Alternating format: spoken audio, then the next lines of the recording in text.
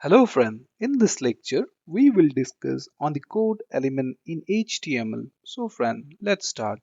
The code element indicates that the enclosed text is a source code of a programming language, and the code element will have both the opening code tag and the closing code tag, and in between this opening code tag and the closing code tag we will write the word or the content that we want to show as a source code of a programming language. Please note that the content which is placed in between this opening code tag and the closing code tag is usually rendered in a monospace font. The code element is an example of an inline element. Let me quickly show you a sample code snippet where we have used the code element. Now, in this sample example, we have surrounded the word count plus plus with an opening code tag and a closing code tag. Likewise, count equal to count plus word is surrounded by an opening code tag and a closing code tag. When we run this code in a browser, it will be rendered as shown here.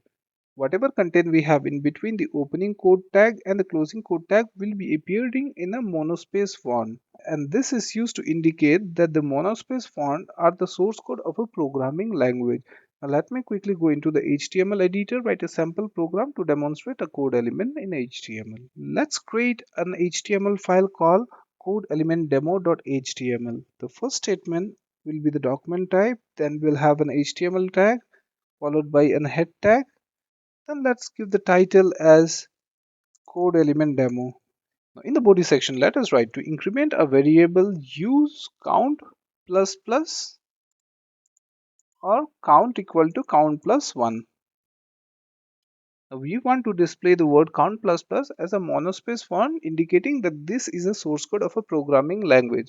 For that we have to surround this word count plus plus with a code element. So here we have the opening code tag and the closing code tag. Likewise, count equal to count plus 1 will also be surrounded with a code element. It is surrounded with an opening code tag and also the closing code tag. Now save this code and right click to open it in a default browser.